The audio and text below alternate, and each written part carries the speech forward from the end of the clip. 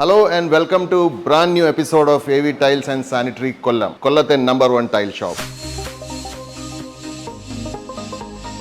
ഇന്നത്തെ നമ്മുടെ എപ്പിസോഡ് ഒരു പ്രൊഡക്റ്റ് ലോഞ്ച് ആണ്. ആ പ്രൊഡക്റ്റ് ആണ് വൈബ്രേറ്റർ.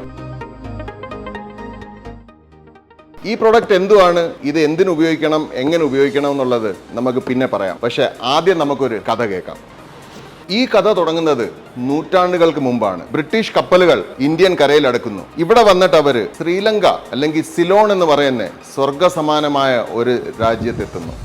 അവിടെ ചെന്ന് അവർ ആദ്യം കുടിക്കുന്നത് ചായ എന്ന് പറയുന്ന അവർ ഇന്ന് വരെ ടേസ്റ്റ് ചെയ്യാത്ത ഒരു മനോഹരമായ ഡ്രിങ്ക്. ഇത് തിരിച്ച് ഇംഗ്ലണ്ടിലോട്ട് കയറ്റിവിട്ട കോടാനുകോടികൾ സമ്പാദിക്കാമെന്ന് അവർക്ക് മനസ്സിലായി. അതേ കപ്പലിൽ തന്നെ ആദ്യത്തെ കപ്പലിൽ ടൺ കണക്കിന് ചായ അവര് ഇംഗ്ലണ്ടിലേക്ക് കയറ്റിവിട്ടു. പക്ഷെ അവിടെ ചെന്നപ്പോൾ എന്താണ് സംഭവിച്ചത്? ഈ കപ്പലുകൾ ഇന്ത്യൻ കര വിട്ടു, ബ്രിട്ടീഷ് കരയിലോട്ട് എത്തി. അവിടെ ധനികരായ ബ്രിട്ടീഷേഴ്സ് ഇത് വലിയ വില കൊടുത്ത് മേടിച്ചു. കപ്പലിൽ നിന്ന് ഇറക്കി വിറ്റവർ പറഞ്ഞു ഇത് വെള്ളത്തിലിട്ട് തിളപ്പിച്ച് ഉപയോഗിക്കാനുള്ള പദാർത്ഥമാണ്. ബ്രിട്ടീഷുകാർ ഇത് തിളപ്പിച്ചു, ഇതിന്റെ വെള്ളം എടുത്ത് കളഞ്ഞു, എന്നിട്ട് തേയില മാത്രം എടുത്ത് തിന്നു. അങ്ങനെ ആദ്യം ഈ പ്രൊഡക്റ്റ് ഫെയിലായി. പക്ഷേ പിന്നീട് ഇന്ത്യയിൽ നിന്ന് ചെന്ന ബ്രിട്ടീഷുകാരാണ് പറഞ്ഞു കൊടുത്തത് ഇത് തേയിലയാണ് കളയേണ്ടത്, വെള്ളമാണ് കുടിക്കേണ്ടത്.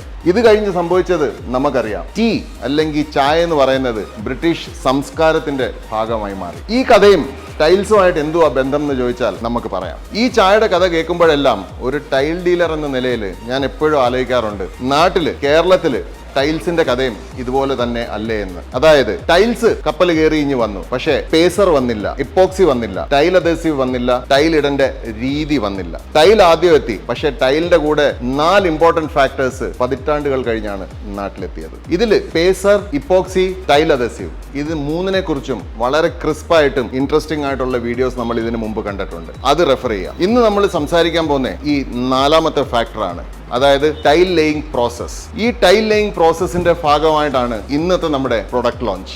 ഈ പ്രൊഡക്റ്റ് ആണ് വൈബ്രേറ്റർ. ഇത് നമുക്ക് ഓപ്പൺ ചെയ്ത് നോക്കാം.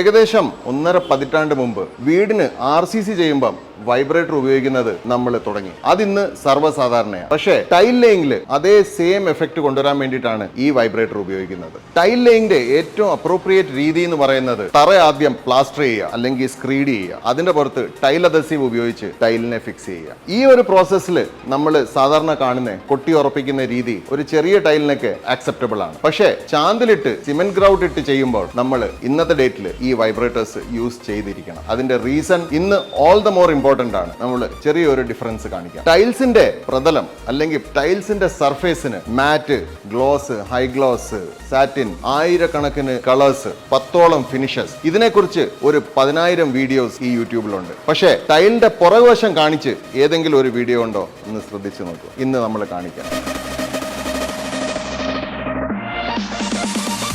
എന്റെ ലെഫ്റ്റ് സൈഡിൽ കാണുന്ന ഈ ടൈലാണ് വർഷങ്ങളായിട്ട് നമ്മുടെ നാട്ടിൽ വന്നുകൊണ്ടിരിക്കുന്ന ടൈലിന്റെ ബാക്ക് സൈഡ്. ഇവിടെ നിങ്ങൾക്ക് ക്ലിയർ ആയിട്ട് കാണാം ഗ്രൂവ്സ് ഉണ്ട്. ഗ്രൂവ്സ് എല്ലാ ദിശയിലോട്ടും ഒരു ആർക്ക് ഫോമിൽ പോയേക്കുന്ന ഗ്രൂവ്സ് ആണ്. ഈ ഗ്രൂവ്സ് എന്താ ചെയ്യുന്നതെന്ന് വെച്ചാൽ കൊട്ടി ഉറപ്പിക്കുമ്പോൾ ഗ്രൗട്ടും ക്രീഡിന്റെ സോഫ്റ്റ് പാർട്ട് ഈ ഗ്രൂവ്സിനകത്തോട്ട് കയറി ഒരു ഗ്രിപ്പ് ഫോം ചെയ്യാൻ വേണ്ടിയിട്ടാണ് ഈ സർഫേസ് വന്നുകൊണ്ടിരുന്നത്. പക്ഷേ ഈ സർഫേസ് അല്ലെങ്കിൽ ഈ ബാക്ക് സർഫേസിനകത്ത് ഒരുപാട് ബ്രേക്കേജസ് വന്നു തുടങ്ങി. അങ്ങനെയാണ് കമ്പനീസ് ഇപ്പം ഈ പുതിയ സർഫേസിലേക്ക് മാറിയത്. ഇതിനകത്ത് ഗ്രിപ്പ് ലൈൻസ് ഇല്ല. ടൈലിന്റെ ഔട്ടർ സർഫേസ് എങ്ങനെ ഇരിക്കുന്നോ ഏകദേശം അതേപോലെ ടൈലിന്റെ ബാക്ക് സർഫേസും ഇരിക്കും, നമ്മുടെ ഗ്രാനൈറ്റ് പോലെ തന്നെ. കൊട്ടി ഉറപ്പിക്കുന്ന രീതി അല്ലേലും തെറ്റാണ്. അത് ഇതിനെക്കുറിച്ച് പ്രോപ്പർ നോളജ് ഇല്ലാത്ത കാലത്ത് അന്നത്തെ മേസന്മാർ കണ്ടുപിടിച്ച ഒരു മെത്തേഡാണ്. എന്നും നമ്മൾ ഉപയോഗിക്കേണ്ടത് ഈ വൈബ്രേറ്റർ തന്നെയായിരുന്നു. ഈ വൈബ്രേറ്റർ ഉപയോഗിക്കാതെ, അതായത് കൊട്ടി ഉറപ്പിക്കുന്നതിനകത്ത് ശ്രദ്ധ പോയതിന്റെ ഫലമായിട്ടാണ് പല വീടുകളിലും ചൂട് സമയത്ത് ടൈല് പൊട്ടി ഇളകുന്നത്. നല്ല പശയും നല്ല സിമെന്റും നല്ല രീതിയിൽ എല്ലാം ചെയ്താലും കൊട്ടി ഉറപ്പിക്കുമ്പം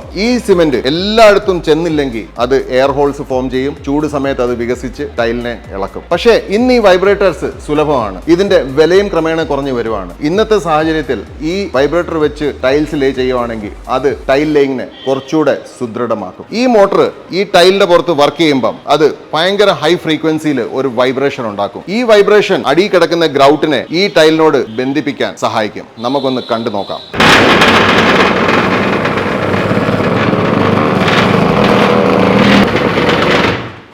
ഏകദേശം കാര്യം മനസ്സിലായി കാണും. സോ എല്ലാ എപ്പിസോഡിനെ പോലെ ഈ എപ്പിസോഡിലും എന്തെങ്കിലും ഒരു പുതിയ ഇൻസൈറ്റ് നിങ്ങൾക്ക് കിട്ടിക്കാണുമെന്ന് പ്രതീക്ഷിക്കുന്നു. ഇൻസ്റ്റയിൽ കിട്ടുന്ന ഫോളോവേഴ്സ് യൂട്യൂബിൽ കിട്ടുന്നില്ല എന്ന് ഞങ്ങളുടെ പ്രൊഡ്യൂസറിന് നല്ല പരാതിയുണ്ട്. ആ പരാതി ഇന്ന് മാറ്റി കൊടുക്കണം. സബ്സ്ക്രൈബ് ചെയ്യണം, ഷെയർ ചെയ്യണം, ലൈക്ക് അടിക്കണം, കമൻറ്റ് ചെയ്യാൻ മറക്കരുത്.